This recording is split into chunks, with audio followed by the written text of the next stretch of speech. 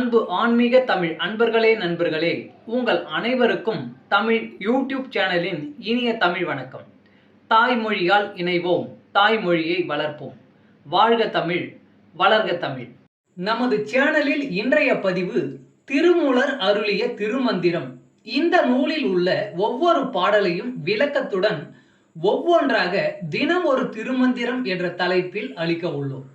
இதனை ஆன்மீக அன்பர்களாகிய நீங்கள் கேட்டு சிவனருள் பெற்று பலன் பெற வேண்டியும், மேலும் இப்பதிவு உங்களுக்கு பிடித்திருந்தால் இப்பதிவிற்கு லைக் மற்றும் ஷேர் செய்தும், அது மட்டுமல்லாமல் இதுவரை இந்த சேனலுக்கு நீங்கள் சப்ஸ்கிரைப் செய்யவில்லை என்றால் இந்த சேனலுக்கு சப்ஸ்கிரைப் செய்து ஆதரவு அளிக்கவும் அன்புடன் கேட்டுக்கொண்டு இப்பதிவினை தொடர்கிறேன். வாருங்கள், தினம் ஒரு திருமந்திரம் அறிவோம். திருமந்திரம் என்னும் நூல் திருமூலரால் தமிழில் அருளப்பட்ட சிவ ஆகமம் ஆகும். சைவ திருமுறைகளின் வரிசையில் திருமந்திரம் 10வது திருமுறையாக வருகிறது. 9 தந்திரங்களாக வகுக்கப்பட்ட இந்நூல் 3000 பாடல்களை கொண்டது. திருமந்திரம் பக்தி பிரபாவத்தில் ஆரம்பித்தாலும் அடுத்து உபதேசம், தத்துவம், யோகம், தியானம், சக்கரம், ஞானம் என்று பல விஷயங்களை பற்றி பேசுகிறது. திருமூலர் யோக பயிற்சி தரும் விதம் சுவாரஸ்யமான நடை. அவை வெறும் சூத்திரங்களாக இல்லாமல் படிப்பவர்களுக்கு உற்சாகம் தரும் விதமாக அதன் பலன்களையும் சேர்த்தே சொல்கிறார். தினம் ஒரு திருமந்திரம் பதிவில் இன்றைய திருமந்திரம் 72. மழை பெய்தாலும் கடமை தவறக்கூடாது. எழுந்து நீர் பெய்யினும் 8 திசையும் செழுந்தன் நியமங்கள் செய்யுமன் என்றண்ணல் கொழுந்தன் பவள குளிர்சடையோட அழுந்திய நால்வர்க்கு அருள் புரிந்தானே.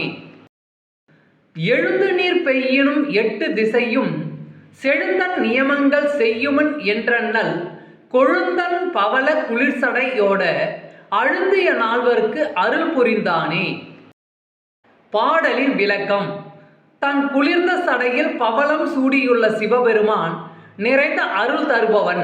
அந்த சிவபெருமான் தன்னிடம் மிகுந்த அன்பு வைத்திருக்கும் சனகர், சதனந்தர், சனந்தனர், சனாதனர், சனற்குமாரர் ஆகிய 4வருக்கும் செய்த உபதேசம் என்னவென்றால், 8 திசையிலும் பெரிய மழை பெய்தாலும் நியமங்களை தவறாமல் செய்ய வேண்டும் என்பதே. தமிழ் அன்பர்களே நண்பர்களே, இன்று தினம் ஒரு திருமந்திரம் என்ற தலைப்பில் திருமூலரின் திருமந்திரம் பாடலை விளக்கத்துடன் தங்களுக்கு அளித்ததில் நான் பெருமை கொள்கிறேன். மேலும் இப்பதிவு உங்களுக்கு பிடித்திருக்கும் என்று நான் மிகவும் நம்புகிறேன். இப்பதிவு ஏதாவது ஒரு வகையில் உங்களுக்கு பயன்பட்டால் அதில் எனக்கு மிக்க மகிழ்ச்சி. வாழ்க வளமுடன். இறை அருள் பெறுவோம், இன்பமாய் வாழ்வோம். சர்வம் சிவமயம். அன்பு ஆன்மீக தமிழ் அன்பர்களே நண்பர்களே, இவ்வீடியோ பதிவினை கேட்டு இன்புற்று ஆதரவு அளித்த அனைத்து தமிழ் உள்ளங்களுக்கும் எங்கள் மனமார்ந்த நன்றி.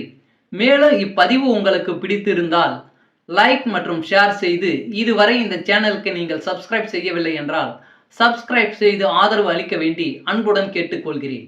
நன்றி.